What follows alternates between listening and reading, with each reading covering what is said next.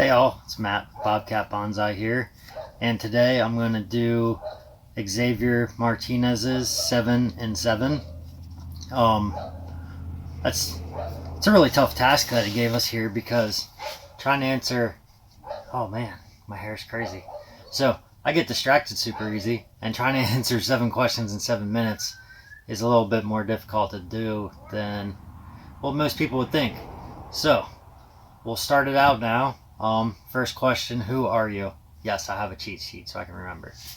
First question of who are you? Well, I'm a husband, a father, and just a person who enjoys being around plants and having a lot of different hobbies and just learning different techniques in life. Second question would be, where are you located? So I'm located in South Central Pennsylvania. Sorry, a leaf moved up on top of my greenhouse. So the next question is, what is your first ever bonsai? So my first ever bonsai was a first ever everything for me.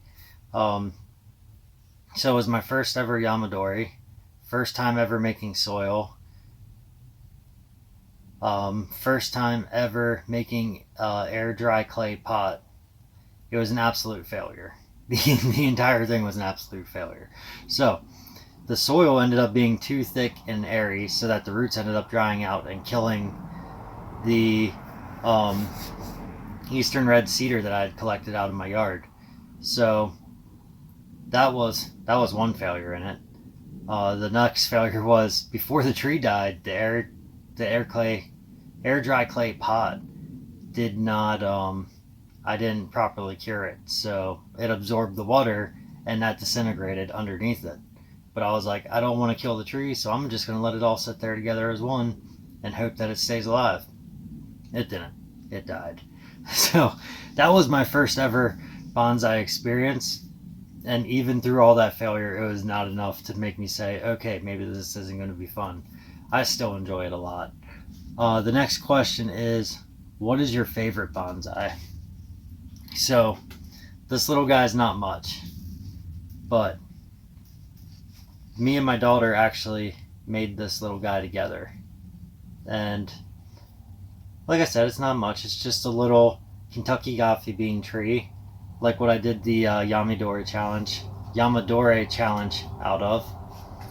And we collected it out of the yard. Actually, we collected it out of the floor in my greenhouse. It was growing. And we got it planted up, and she put her little bends in there. And it's been here now for about 2 months, and it's still looking super healthy. I mean, we're almost halfway through October, and this thing lives outside and still has all its leaves.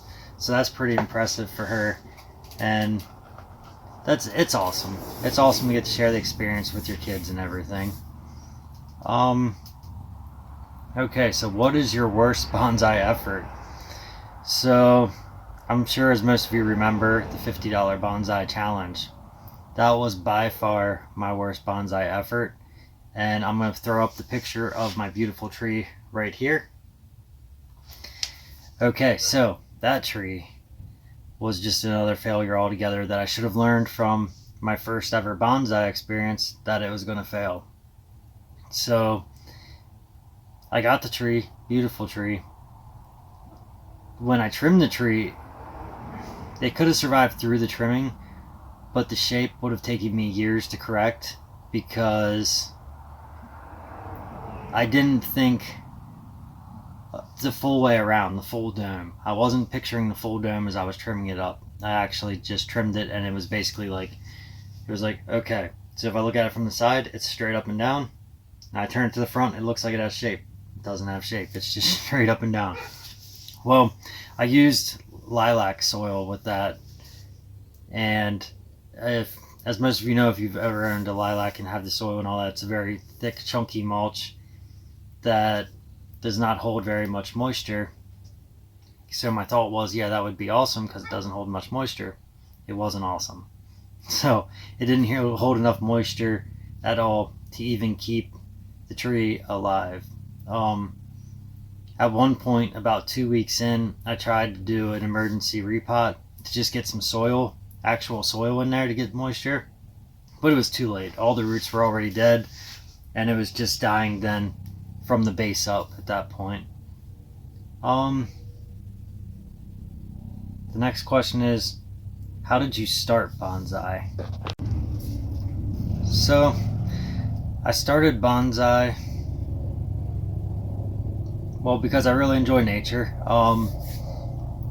So, I have a few different issues as far as anxiety and things go like that, and I get a lot of stress that it can be mentally exhausting at times from things that have happened in the past that have just led to future issues going forward. And I find that being out in nature and around trees and just nature in general, it makes things a lot more, it makes my mind slow down and focus, and I feel better.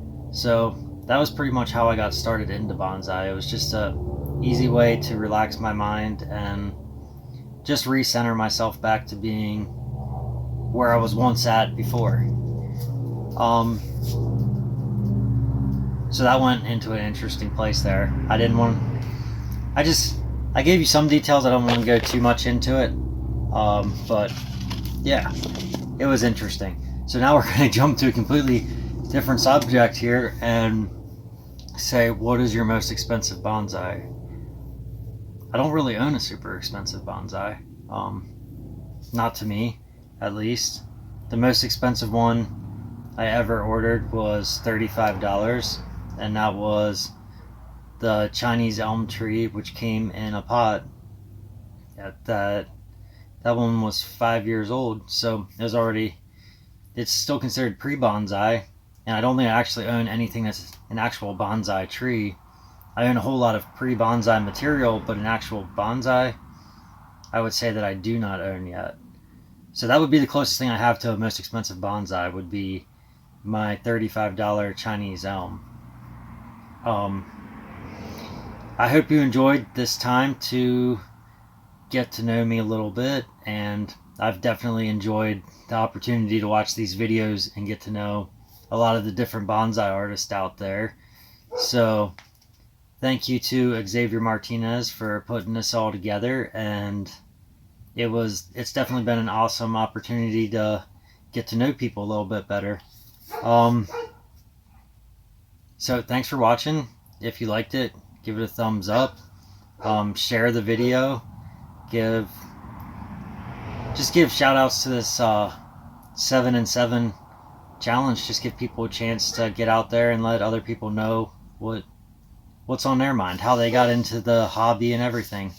Alright, so if you'd like to keep watching my videos, go ahead and hit the subscribe button, and if you want to be notified every time I release a new video, hit the bell notification.